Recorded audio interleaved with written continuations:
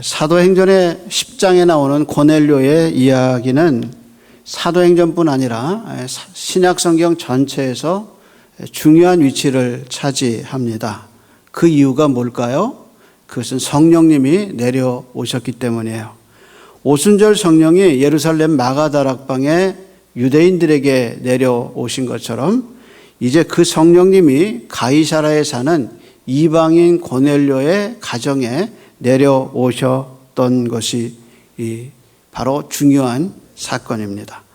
비유로 말하면 이런 거예요. 사도행전에 여러 가지 사건이 많이 나오는데 그중에 두 개의 봉우리가 있다면 사도행전 2장에 오순절 성령이 예루살렘 유대인들에게 임한 사건과 사도행전 10장에 이방인에게 성령님이 내려오신 10장의 사건이 이 사도행전에 뒷받침하고 있는 거대한 두 개의 봉우리라는 것을 볼 수 있습니다. 이렇게 중요한 사건이기에 누가는 이 고넬료 이야기를 사도행전 10장과 11장 두 장에서 우리에게 상세히 이야기하고 있습니다. 오늘 본문은 그 베드로가 고넬료가 사는 가이사라를 향해서 가는 이야기부터 시작됩니다. 그런데 이 출발에는 동행자가 있다고 얘기하고 있어요. 베드로가 혼자 가지 않고 이 동행자들과 함께 갔다고 얘기합니다. 23절에 보면 요바에서 내려온 형제들도 함께 있었다라고 얘기합니다. 이 사람이 몇 명이나 됐나 10장은 얘기하지 않는데요. 11장에 가면 이 사람의 숫자가 나와요. 몇 명이 나왔냐? 6명이 내려갔다라고 얘기합니다. 근데 중요한 사실은 이 사람들이 어디서 왔느냐? 요바에서 왔다고 그랬어요. 여러분, 요바에서 무슨 일이 있었죠? 베드로가 요바에 갔을 때 구제와 선행에 힘쓰던 다비다가 죽는 일이 있죠.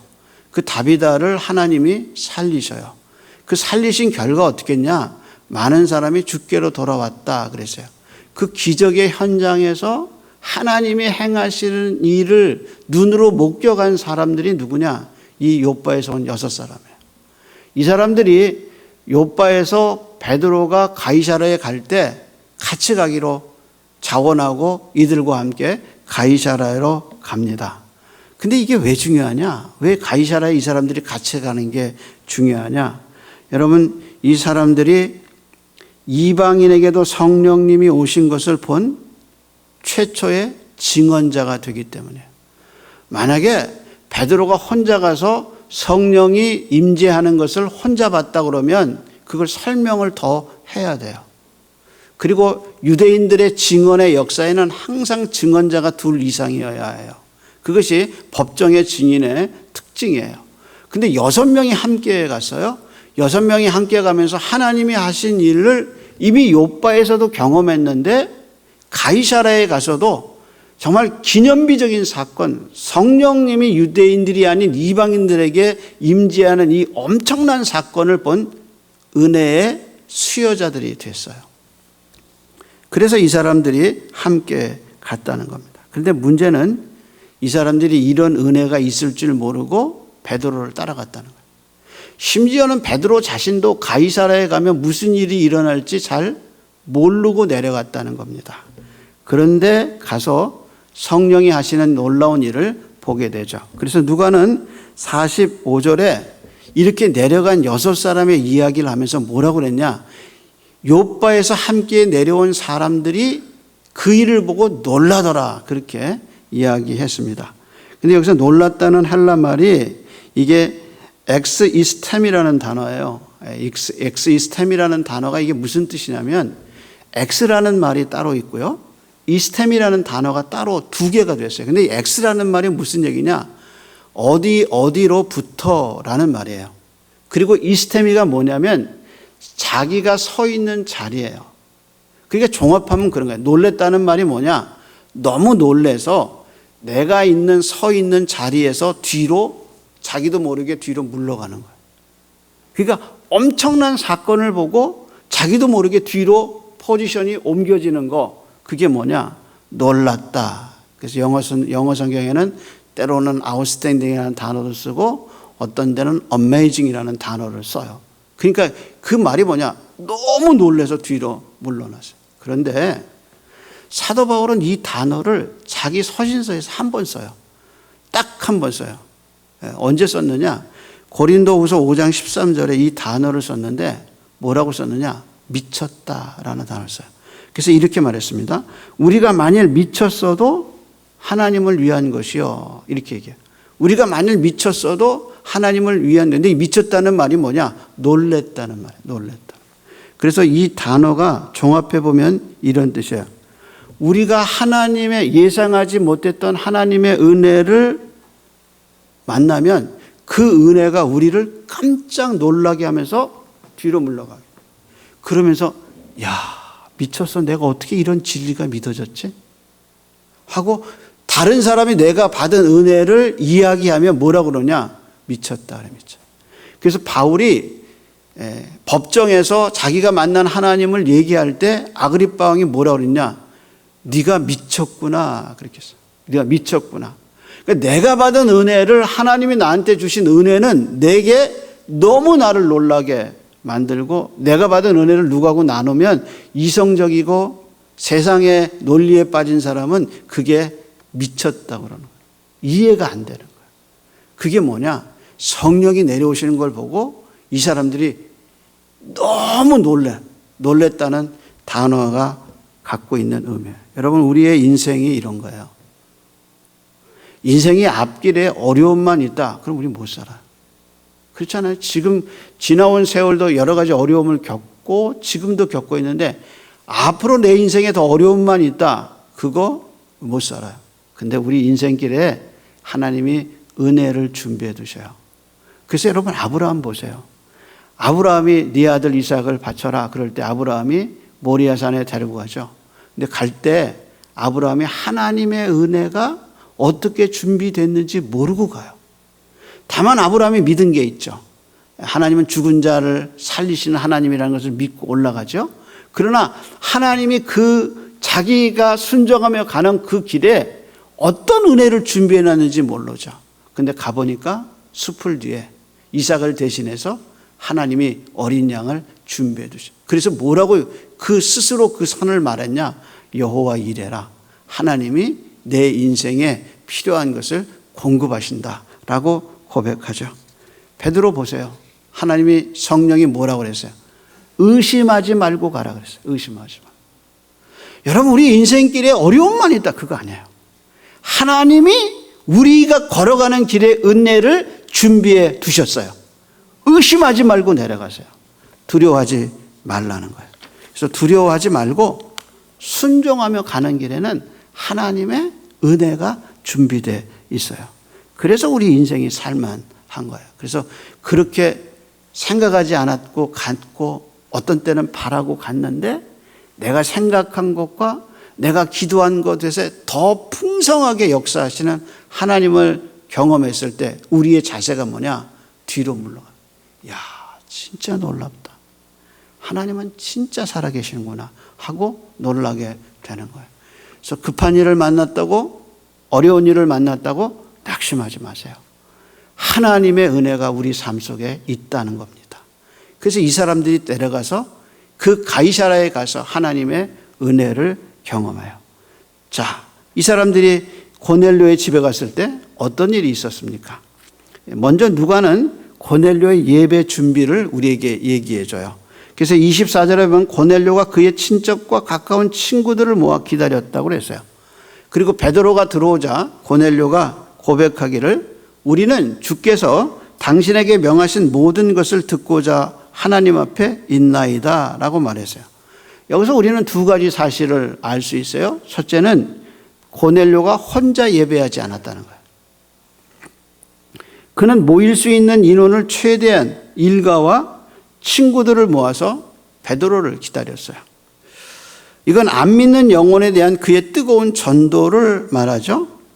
고넬료는 하나님이 자기에게 보여주신 베드로를 청해라 라는 말씀을 믿고 베드로가 오기까지 기다렸어요. 그래서 베드로가 가는 길 하루길, 오는 길 하루길, 환상을 본 하루, 이래서 그는 나흘을 기다렸다가 드디어 이 고넬료가 베드로를 만나게 되죠.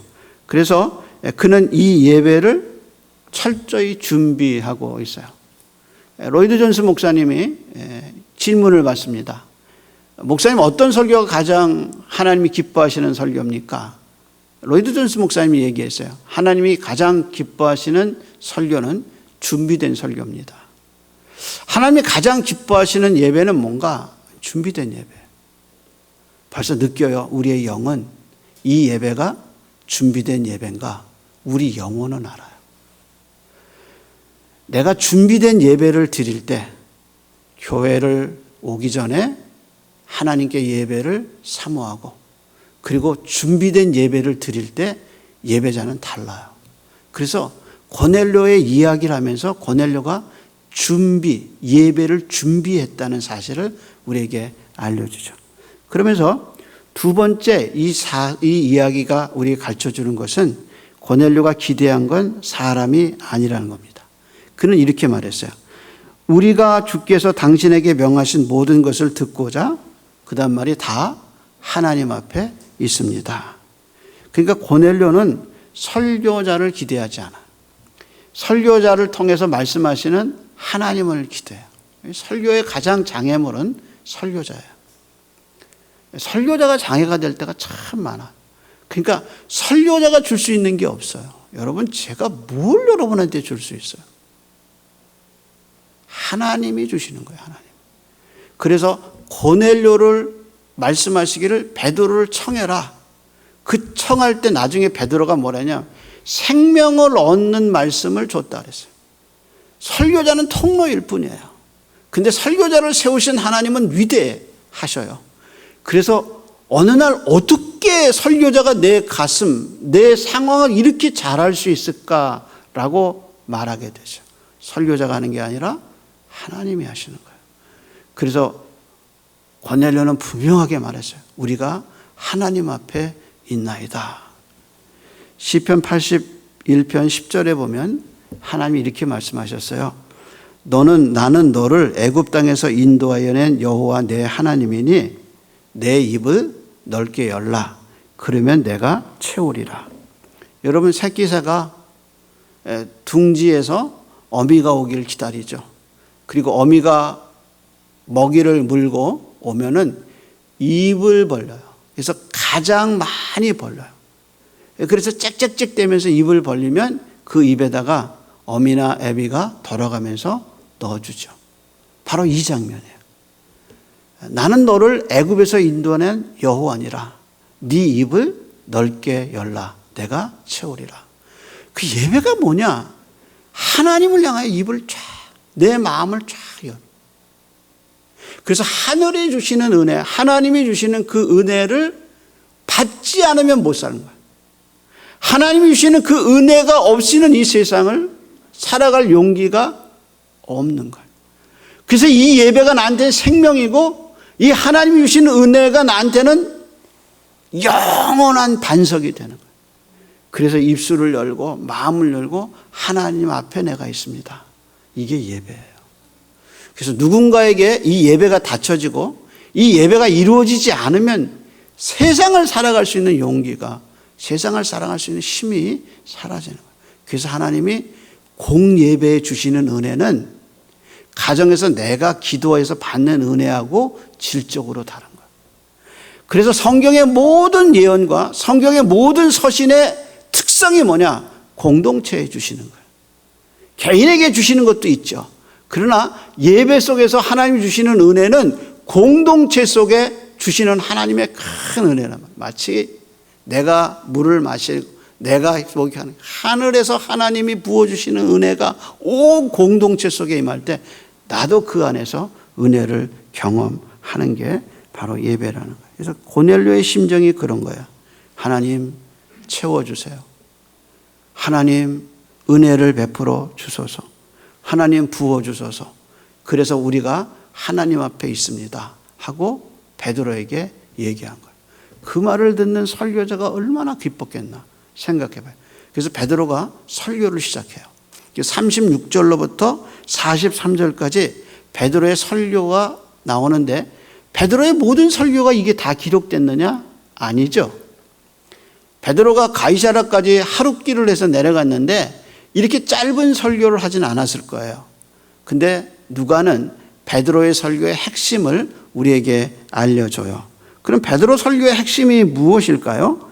그것은 베드로가 예수님이 하신 복음서에 나오는 예수님의 사역과 사도행전 1장 초반부에 예수님의 사역을 아주 정밀하게 언급하면서 이거를 얘기해요. 예를 들어서요.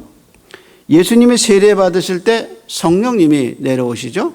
그리고 그 성령의 힘으로 예수님이 성령이 주신 은혜로 병을 고치시고 귀신 들린 사람들을 쫓아내셔요. 그것이 복음서에 다예요. 그리고 복음서의 그 역사를 어디에 담았냐? 38절에 담았어요. 한번 볼까요? 38절입니다. 이렇게 얘기하죠. 하나님이 나사렛 예수에게 성령과 능력을 기름 붓듯 하셨음에 그가 두루 다니시며 선한 일을 행하시고 마귀에게 눌린 사람을 고치셨으니 이는 하나님이 함께 하셨습니다. 그것이 예수님의 복음서에 예수님이 하신 갈릴리 유대 사역의 전부였어요. 그리고 예수님 어디로 올라가셨느냐? 예루살렘을 향해 올라가셨어요. 그 예루살렘에 올라가셔서 하신 사건을 39절이 얘기하죠. 이렇게 얘기합니다. 우리는 유대인의 땅과 예루살렘에서 그가 행하신 모든 일의 증인이라. 그리고 그들이 나무에 달아 죽였으나 40절에 하나님이 사흘 만에 다시 살리사 나타내셨으니. 그러니까 베드로가 고넬료에게 가장 강조한 게 누구냐? 예수님이에요. 그리고 예수님이 어떻게 하셨냐? 화평의 복음을 전거하기 위해서 오셨고 그분이 십자가에서 죽으셨다. 그리고 그분이 3일 만에 부활하셨다는 복음을 얘기하죠. 그래서 십자가에 죽은 예수님이 우리의 죄를 위해서 죽으셔서 하나님과 우리 사이에 불화했던 그 모든 불화와 죄의 문제를 해결하셔서 화평을 이루셨다. 그래서 예수님의 복음의 그 역사를 뭐라고 얘기했냐? 화평했다 그랬어요. 여러분, 하나님과 등지고 우리가 어떻게 살아요? 하나님의 그 심판 앞에, 그 어미 앞에 우리가 어떻게 살아요? 어떻게 우리가 하나님과 화목하게 돼서 하나님 앞에 서 있습니다 라고 말할 수 있고 하나님의 은혜를 어떻게 받을 수 있어요? 어떻게 우리의 기도가 응답이 돼요? 예수 그리스도의 속죄함 때문입니다. 예수님이 죽으시고 예수님이 부활하셔서 우리의 죄 문제를 해결하시고 우리가 그 그리스도 안에서 화평을 누리게 됐다. 그래서 화평의 복음이에요. 이 복음을 전할 때 이 베드로는 맨 마지막에 이 예수를 믿음으로 죄사함을 받는다 하고 죄사함의 얘기를 할 때 44절에 어떤 일이 일어나 한번 보십시오. 44절입니다. 이렇게 얘기하죠. 베드로가 무슨 말 할 때요? 이 말이 뭐냐? 43절에 그에 대하여 모든 선지자도 증언하되 그를 믿는 사람들이 다 그의 이름을 힘입어 뭘 받아요? 죄사함을 받아요. 이 말을 할 때, 이 십자가에 피 흘리는 복음을 얘기할 때 그 다음에 어떻게 해야 돼요? 성령이 어떠해요? 이 말씀을 듣는 모든 사람들에게 어떻게 해요? 내려오셨어요. 그래서 개혁자들은 뭐라고 얘기했느냐? 성령은 말씀이라는 수레를 타고 온다는 거예요. 하나님의 말씀을 들을 때 그 말씀이 믿어지게 성령님이 우리에게 찾아오셨다고 얘기하는 거란 말이에요. 그래서 이 말씀을 듣는 모든 사람들에게 성령이 내려왔다라고 말씀하고 있습니다. 그래서 고넬료의 마음에 성령님이 오셔서 지금 베드로가 전하는 이 십자가의 복음이 이 예수님의 속죄하심이 예수님의 죽으심과 부활하심이 베드로가 하는 얘기가 고넬료의 귀에 들리고 일가들의 귀에 들렸던 이 진리가 가슴 속에서 믿어질 수 있도록 성령님이 가슴을 여시고 들어오셔서 영혼 속에 조명하셔서 지금 막 내가 들은 이 진리가 믿어질 수 있도록 성령님이 역사하셨다는 거예요. 그래서 성령의 역사가 없이는 예수님을 주로 시인할 수 없고 그 진리가 믿어지지 않는 거란 말이에요. 근데 그 진리가 딱 믿어지면 어떻게 되냐? 놀라게 되는 거예요. 미쳤어. 내가 어떻게 이런 걸 믿게 됐지? 하고 스스로에게 놀란. 그게 십자가의 복음이에요. 그게 부활의 복음이란 말. 그래서 성령님이 믿게 하신 거고 우리의 구원은 성삼위 하나님이 이루신 거란 말. 하나님이 예수님을 통해서 이루신 일을 그 복음의 역사를 성령님이 오셔서 믿어질 수 있도록 하신 그 삼위 하나님의 역사가 우리의 구원 사건이라는 걸 얘기하죠. 여러분 사실 고넬료는 베드로가 오기 전까지 신앙생활한 사람이 아니에요. 이 사람은 뭐 하냐? 유대교에 관심이 있어서 유대인 회당에 참석해서 유대교 설교를 들었던 사람이에요. 예수님에 대해서 알지 못했어요. 그냥 유대교가 좋아서 하나님을 어떤 분인가 그러고 신앙생활한 사람이 아니라 종교생활한 사람이에요. 그래서 인류학자인 앤서니 윌리엄스에 의하면 인간이 역사에서 몇 개의 종교를 만들었냐? 10만 개의 종교를 만들었다는 거예요. 근데 이 10만 개의 종교 중에 제가 만난 종교는 할머니 종교였어요. 저희 할머니가 초등학교 때 할머니와 함께 있었는데 저희 할머니는 새벽에 일어나셔요. 그래서 장독대가 있는데 장독대 안에 요 조그만 공간이 있어요. 그 안에서 목욕을 하셔요. 그리고 새벽에 일어나시면 목욕하시고 장독대에 올라가셔요. 그래서 바가지에다가 물을 담아두시고 그 바가지에 물이 달이 들어올 때 보름 달이 뜨는 날 나가셔서 그 바가지를 올려놓으셔요.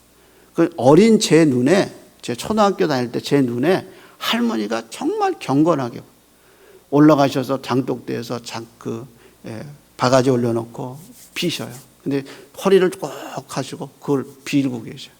제가 할머니에게 물었어요. 할머니 뭐해? 부정탄다 묻지 마라 그랬어요. 나중에 또 물어봐요. 할머니 뭐 한 거야? 할머니가 이렇게 대죠. 저희 할머니가 이렇게 얘기하셨어요. 너희들 잘 되라고 천지신명에게 빈다. 그게 뭐냐? 종교예요. 하나님이 누군지는 몰라요. 그러나 복을 주는 어떤 대상을, 그래서 우리 아이들 잘 되고 우리 가정 잘 되고 그게 뭐냐? 종교예요. 근데 이 종교에는 하나님이 천지를 창조했다는 내용이 없어요. 하나님이 자기 아들을 이 땅에 보내셔서 우리를 구속하셨다는 예수님의 동정녀 탄생과 예수님의 고난과 예수님의 십자가와 예수님의 부활이 종교에는 없어요. 그러니까 베드로가 가기 전까지 고넬료가 믿은 건 뭐냐? 종교 생활이에요. 그런데 말씀이 베드로를 통해서 전해지면서 성령이 임재하면서 이 고넬료, 종교 생활하던 고넬료가 복음의 진리를 확실하게 깨닫게 돼요. 왜? 성령님이 오셨어요. 그래서 그 결과가 뭐냐? 하나님을 높이더라. 그렇게 나오죠. 1734년 미국의 부흥운동을 이끌었던 요나단 에드워드가 그 부흥운동에서 일어난 많은 사람이 열광적으로 기도하고 열광적으로 막 변화된 것 같이 그렇게 보였어요. 그런데 나중에 시간이 지나고 보니까 그 열광적인 사람들이 도로 세상 사람하고 똑같이 되는 것을 바라보면서 그가 신앙 감정론이라는 책을 써요. 열광적으로 기도했다고 해서 열광적으로 믿었다고 해서 그게 곧 믿은 것은 아니구나 하고 그는 구원받은 증거를 5가지로 분석을 했어요. 그러면서 구원받은 사람에게 일어나는 5가지 현상을 이렇게 얘기했어요. 첫째, 예수님이 동정녀에게서 탄생하시고 십자가에서 못 박히신 하나님의 아들이요 죄인들을 구원하시기 위해서는 구세주라는 사실이 믿어지는 사람. 그게 구원받은 사람이에요. 두 번째, 세상적인 관심이 점점 사라지고 하나님의 은혜와 하나님의 것을 사모하는 마음이 커지는 거. 그러니까 이전에는 세상 것에 매여서 살았는데 이제 하나님의 구원을 받은 다음에 하나님이 누군가 더 알고 싶어. 그리고 세상 것들에 대해서 점점 더 이게 아무것도 아니구나 하는 세상의 미련이 점점 없어지고 천국에 대한 하나님의 은혜를 더 사모하게 되는 거. 그게 두 번째. 세 번째 이렇게 얘기했어요. 성경에 대한 이해와 높은 관심이 생기는 거. 구원받고 나면 하나님의 말씀이 너무 그리워요. 그래서 성경을 보게 되고 성경에 대한 관심이 많아지는 거예요. 네 번째는 이렇게 얘기했어요. 하나님과 죄, 자아에 대한 참된 시각이 생기는 것. 하나님이 누군지 창조 하나님을 알게 되고 구속의 하나님을 알게 되고 그리고 그거에 비해서 내가 어떤 사람인가, 내가 얼마나 죄인인가 하는 자기의 죄를 깨닫게 돼요. 그래서 이 죄를 어떻게 할 건가? 바로 예수님이 내 죄를 위해서 죽으셨다는 게 더 명확해지죠. 그래서 살아가면서 죄에 대한 자각이 더 많이 생기는 것. 그것이 바로 구원받은 증거다. 다섯 번째 이렇게 했어요. 하나님과 동료에 대한 사랑이 커가는 것. 하나님을 사랑하게 되고 안 믿는 사람들에 대한 또 믿는 사람에 대한 사랑에 관심이 더 많아지는 것. 그런데요, 로이드 존스가 이 에드워드 요나단이 이렇게 얘기를 하고 나서 분명하게 뭐라고 그 다음에 얘기했냐. 그런데 여러분, 이런 지식은 절대로 사람을 통해서 오는 게 아니라 오직 성령님의 역사로만 생길 수 있는 영적인 지식입니다. 그러니까 이런 지식은 내 안에서 생긴 게 아니라 성령님이 오셔서 이런 지식을 생기게 했다는 거죠. 그러니까 고넬료가 종교 생활하다가 성령님을 받게 되고 베드로의 설교가 믿어지면서 하나님을 높이게 되고 하나님을 찬양하게 되는 그리스도인이 되는 과정을 누가는 사도행전 10장에 이방인이 구원받는 그 성령의 역사가 오는 것을 이렇게 상세히 증거하면서 이것이 기독교다. 이것이 그리스도인이다. 누가 기독교를, 누가 그리스도인인가를 명확하게 밝히죠. 성령 받은 사람. 그리고 예수님의 속죄가 믿어지는 사람. 예수님의 부활이 믿어지는 사람. 하나님이 내 인생의 통치자가 되시는 것을 믿는 사람. 이런 사람이 그리스도인이요. 이런 사람이 바로 이걸 믿는 사람이 참 기독교인이다라고 이야기하고 있는 겁니다. 여러분, 우리는 구원받은 사람. 우리는 성령 받은 사람이에요. 따라서 하나님이 당신의 백성들을 돌보시고 이 인생길에서 이 은혜로 우리와 함께 하심을 믿는 아침이 되기를 소원합니다. 기도하겠습니다. 하나님 감사합니다. 주님의 이름으로 이렇게 모여서 은혜의 보좌 앞에 가서 하나님 앞에 서서 예배할 수 있고 주의 음성을 듣게 하셔서 감사합니다.